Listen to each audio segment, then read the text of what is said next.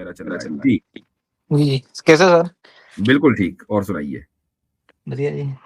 और last week मैं आपका टॉपिक वो था ना बाबा फरीद जी का। हाँ हाँ हाँ, बिल्कुल। जी जी। पहले तो मैं आपको बताना चाहूँगा कि मैंने बाबा फरीद जी की बानी पढ़ी है जो गुरु ग्रंथ साहब में दर्ज है, पर उसमें प्रॉफिट मोहम्मद का जिक्र नहीं आता। मुझे मालूम है। जी जी। हम्म। हम्म। तो मैंने ये इस नहीं कहा था कि आप उस वाणी में प्रॉफिट मोहम्मद सल्लल्लाहु अलैहि वसल्लम का जिक्र ढूंढ कर दिखाएं, ये मैंने नहीं कहा था। नहीं नहीं, मैं वैसे बता रहा हूँ। हाँ जी, हम्म। जो मैंने कहा था वो किया कि नहीं? कि हम आपने बाबा फरीद की जितनी भी बातें गुरु ग्रंथ में हैं वो पढ़ ली या नहीं पढ़ी? पढ़ी है सर। अच्छा, तो उसमें ऐसी कोई बात है कि जो इस्लाम के खिलाफ हो? इस्लाम के खिलाफ तो नहीं है। अच्छा, हम्म। तो मेरा सिंपल सा सवाल है जो आज भी है, और मैं नहीं समझता कि आप उसका जवाब दे पाएंगे। और वो ये कि गुरु ग्रंथ साहब में अगर बाबा फरीद का तस्किरा है, और न सिर्फ ये कि तस्किरा है बल्कि उनके स्टेटमेंट्स भी हैं जिनको आप बानी कह रहे हैं, हम्म। तो या तो बाबा फरीद गलत थे या सही थे, दो ही ऑप्शन है। गलत है तो उनकी कोई भी बात गुरु ग्रंथ साहब में नहीं होनी चाहिए, क्योंकि आपके नजदीक वो एक होली बुक है। और अगर सही थे तो उनकी सारी बातें सही होनी चाहिए। आधी बात सही और आधी बात गलत जिसकी हो, तो उसकी फिर कोई भी बात पर एतमाद नहीं होता। मुझे तो इस बात का जवाब दीजिए कि उनकी सारी बातें सही थी या सारी बात गलत थी। ये सवाल मैं आपसे जी। गुज़िश्ता 3 हफ्तों से कर रहा हूँ। ओके ओके, वैसे तो मैं 2 हफ्ते से आ रहा हूँ, आप लगता आपसे है पहले कि कोई दूसरे साहब होंगे, तीसरी मर्तबा बात हो रही है। हाँ हाँ जी जी। अब मैं इसका आंसर ऐसे दूंगा ना कि जो गुरु ग्रंथ साहिब में दर्ज है उनकी बाणी, वो हुँ, हमारे लिए रेलिवेंट है। जो दूसरी चीजें हैं वो हमारे लिए इरेलीवेंट है। कि वो गलत है सही है हमें फर्क नहीं पड़ता, वो उनकी पर्सनल लाइफ में वो किसी को अपना रसूल मानते हैं तो माने, इससे कोई फ़र्क नहीं पड़ता। ऐसा गुरु ग्रंथ साहिब में है कि किसी को आपको कोई आपको सच्चा राह दिखा रहा है तो आपको उसको मानो ना मानो कोई फ़र्क नहीं है।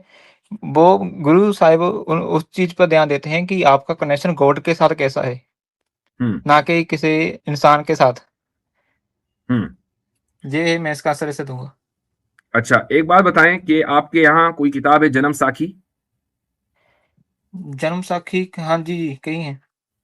अच्छा, उसमें गुरु नानक देव जी की एक बात नकल की गई है, और वो ये कि उनके मुताबिक, गुरु नानक जी के मुताबिक, मोहम्मद सल्लल्लाहु अलैहि वसल्लम खुदा के बरहक रसूल और नूरे इलाही हैं। बरहक रसूल का मतलब क्या है? यानी true messenger of Allah and the light of God. Reference तो बताओगे सर? जी, ये आ, एक मिनट रुक जाइए। A model of interface understanding, सिकनेट, रुक जाइए। सिकनेट.com पर ये एक रेफरेंस मौजूद है, और मुझे थोड़ा सा इसको, जो बात है वो ये है कि आप ये नहीं कह सकते कि नहीं हमने उसकी अच्छी बातें लेंगे, उसकी जो पर्सनल लाइफ में क्या हो रहा था हम उसको नहीं लेंगे। ये तरीका गलत है। उसकी वजह यह है कि पर्सनल लाइफ में अगर एक आदमी शैतानी कर रहा है, एक आदमी गलत है, तो आप उसकी अच्छी बातें कैसे ले लेंगे? जी, वैसे तो इसका आंसर मैं देता हूँ कि किसी चीज़ को मानना और कुछ करना दोनों में फ़र्क है। अगर वो कोई इंसान किसी भी चीज़ से सीख कर कोई अच्छा काम कर रहा है, तो उसमें क्या ऐतराज़ है? आप सवाल ऐसे उठा सकते थे कि कोई बाबा फ़रीद जी ने उनसे देखकर कोई गलत चीज़ की है, जो कि मुझे नहीं मिलता कि उन्होंने कोई गलत चीज़ की है। उन्होंने प्रॉफ़ेट मोहम्मद से कुछ अच्छी बातें सीखी, उन पर अमल किया और आई थिंक मेरा उन्होंने मेरा सवाल देखें, मेरा सवाल हाँ, समझ लें, क्योंकि हम बात वही घूम घूम कर वही कर रहे हैं। हाँ, हाँ। बाबा फरीद ने जो माना, जो कुछ भी माना, उस मानने में वो सही थे या गलत? मैं इसका कहूँगा कि वो भगवान को कि कैसे मानते थे वो सही था, पर प्रॉफ़िट का कोई वो है कि हमारे लिए वो रिलेवेंट तो है आप कह रहे हैं क्योंकि ना, मैं कह रहा हूँ बाबा फरीद प्रॉफिट मोहम्मद सल्लल्लाहु अलैहि वसल्लम को अल्लाह का आखिरी रसूल मानने में सही थे या गलत? अगर इसे मानने से वो अच्छे काम करें तो ठीक है, बट तो ये क्योंकि क्या बात हुई? नहीं, मैं ये क्या बता रहा हूँ बात ना हुई? कि मैं बताता वो हूँ सही कि थे या गलत? अगर वगर नहीं, अगर वगर के बगैर जवाब दें। सही थे या गलत? इसका जवाब तो मैं ऐसे कहूँगा ना कि वो क्योंकि अब ओवरऑल नहीं देख रहे ना, ओवरऑल कई भक्तों ने भी जैसे शेख फरीद जी ने अपने रसूल को माना है, उसी तरह कुछ भक्तों ने अपने गुरु को माना है। ठीक है? तो हमने उन गुरुओं के लिए नहीं, उन भक्तों के लिए जो कि हमारे लिए रेलेवेंट थे। तो इससे कोई चीज़ को मानना ना मानना कोई फ़र्क नहीं पड़ता बहुत कि बड़ा फर्क पड़ता है भाई, नहीं। बहुत बड़ा क्यों पड़ता है। मान लीजिए अगर गुरु गोलवालकर है, वो हिटलर को अपना आइडियल माने, तो क्या आप हिटलर को सही मानने लगेंगे? हम कि किस दोबारा रिपीट कर सकते हो? गुरु गोलवालकर को जानते हैं? नहीं। नहीं जानते। गुरु गोलवालकर हैं आरएसएस के नंबर 1 नेता। ओके। ठीक। उनका आइडियल कौन था? उनका आइडियल था हिटलर। हुँ। हिटलर का उन्होंने जगह जगह रेफरेंस दिया अपनी किताबों में, कभी हिटलर ने बड़ा जबरदस्त काम किया है, बेहतरीन तरीका अपनाया है, वगैरह वगैरह। तो अगर वो हिटलर को आइडियलाइज करें, और मान लीजिए आप गुरु गोलवालकर के को मानने वाले हो, यानी उनको अच्छा समझते हो, तो फिर तो हिटलर भी अच्छा होगा। अच्छा, तो हम ऐसा नहीं कहते कि मतलब प्रोफेसर ये पिक एंड चूज नहीं नहीं, कर सकते। मैं ये कह रहा हूँ ये पिक एंड चूज नहीं कर सकते। ये पिक एंड चूज का इख्तियार आपको नहीं है। खुसूसन दीन के या धर्म के मामले में आप पिक एंड चूज नहीं कर सकते। आपको या तो किसी भी चीज को 100% गलत कहना पड़ेगा, और 50% जो चीज गलत होती है वो भी 100% गलत होती है, या आपको किसी चीज को 100% ट्रू कहना पड़ेगा। ये पॉलिटिक्स या बिजनेस या कोई घर गृहस्थी नहीं है कि जिसमें थोड़ा बहुत गलत चल जाता है। नहीं थोड़ा बहुत मैं गलत नहीं चलता। यहाँ थोड़ा बहुत गलत 100% गलत होता है। ये पिक एंड चूज का इख्तियार ना मुझे है, ना आपको है, ना दुनिया के किसी भी आदमी को, जो मामला धर्म और खुदा का आता है।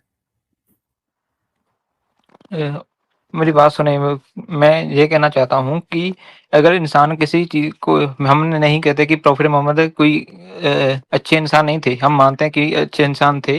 उनकर सीख के कोई इंसान कोई अच्छी चीज़ करता है तो बस वेल एंड गुड।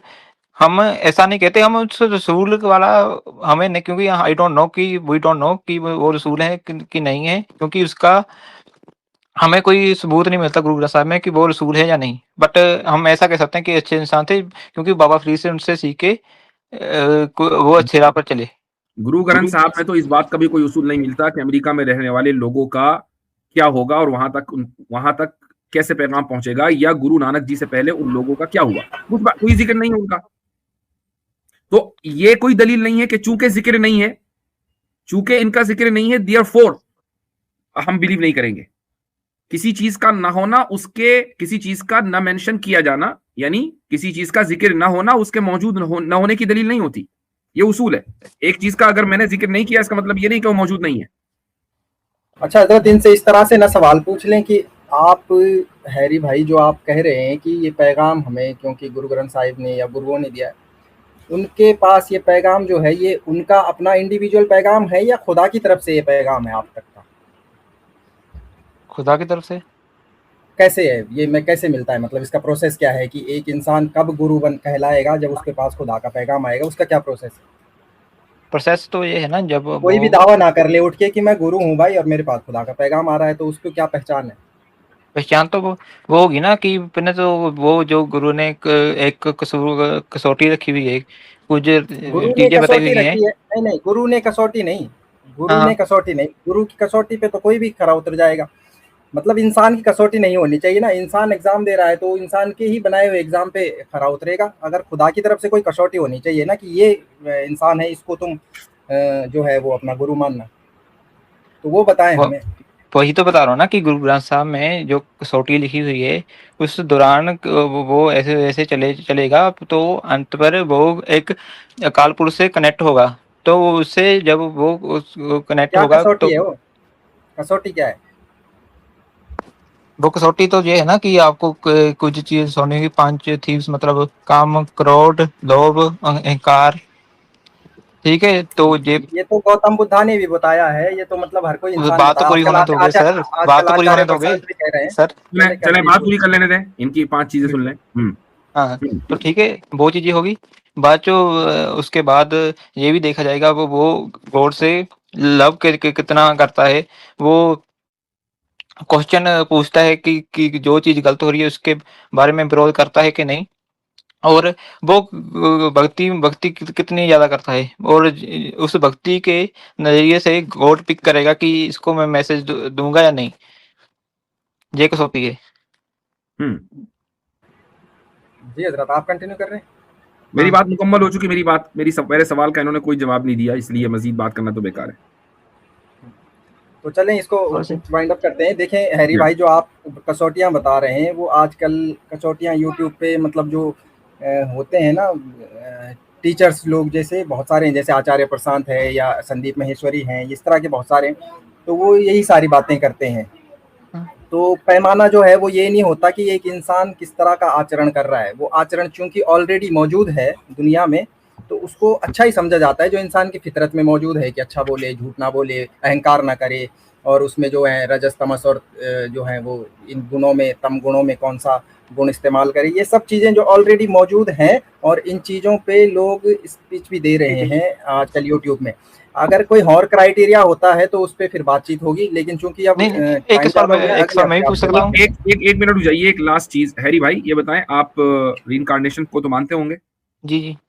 अच्छा, रीइंकार्नेशन का मतलब ये हुआ ना कि आपके जो अपने कर्म होंगे उसके मुताबिक आपकी अब अगली जिंदगी होगी। जी जी। तो खुदा के सामने तो पेश होना नहीं है, बस कर्म की बुनियाद पर फैसला हो जाएगा, राइट? है ना? अब देखें बाबा फरीद क्या कह रहे हैं, और ये आपकी गुरु ग्रंथ में है। 3.5 मन का ये जिस्म अनाज और पानी पर जिंदा है। याद आया कुछ? बंदा इस दुनिया में ढेरों उम्मीदों की गठरी बांध कर आया है। आगे लिखते हैं, जब मलकुल मौत यानी मौत का फरिश्ता सारे दरवाजे तोड़कर आएगा, तब अपने प्यारे रिश्तेदारों और भाइयों के सामने रूह कब्ज करके ले जाएगा। देखो, बंदा 4 आदमियों के कंधे पर चले जा रहा है। ए फरीद, दुनिया में तेरे किए हुए आमाल ही अल्लाह ताला की बारगाह में काम आएंगे। ये जो आखिर में बात है ना, ये असल कि ए फरीद, दुनिया में तेरे किए हुए आमाल अल्लाह की बारगाह में काम आएंगे।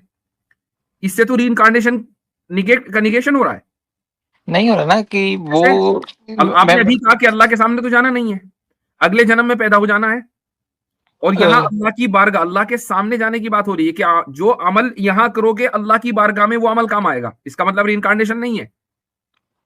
नहीं, मैं इसका जवाब देता हूँ ना कि वो चीजें गुरु अर्जन देव, वैसे तो गुरु अर्जन देव जी ने बाबा फरीद जी की बानी लिखी है, तो जिन तरह मैंने समझा है, तो ये एक आसान तरीका है एक मुसलमान को समझाने का कि अच्छे काम करो। ये मुसलमान को समझाने के लिए नहीं है भाई। बाबा फरीद की जो बात आपके गुरु नानक जी ने ली है, वो आपको समझाने के लिए ली है, हमें समझाने के लिए तो कुरान काफी है। नहीं, मीन्स अगर कोई नॉन मुस्लिम पढ़ना चाहे, आपकी किताब में अगर कोई वर्स ऐसा मिल जाए कि जिससे रीइंकार्नेशन का निगेशन हो रहा हो, तो आप रीइंकार्नेशन को क्यों मानते हैं? और फिर गुरु नानक जी खुद बाबा फरीद की वो बात ले रहे हैं कि जिससे रीइंकार्नेशन गलत साबित हो रही हो, तो बताएं भी बाबा फरीद का क्या धर्म था? उनका धर्म भी तो यही था ना कि रीइंकार्नेशन नहीं है, तभी तो बाबा फरीद की बात ली। और बकौल इनके गुरु तो खुदा का पैगाम देते हैं, उसमें तो इधर उधर की बात हो ही नहीं सकती। इधर उधर की बात ये नहीं कहेगा, वो झूठ कहेंगे किसी को समझाने के लिए, उल्टी सीधी बात करेंगे। गुरु तो बिल्कुल सही बात करेगा। नहीं, आप गलत ले रहे हैं मैसेज। ठीक है, आप नहीं, आप मुझे नहीं, आप मुझे बता सकते हो कि अगले हफ्ते आप बातचीत कर लेंगे, अगले हफ्ते आ जाइएगा, ठीक है? चलिए।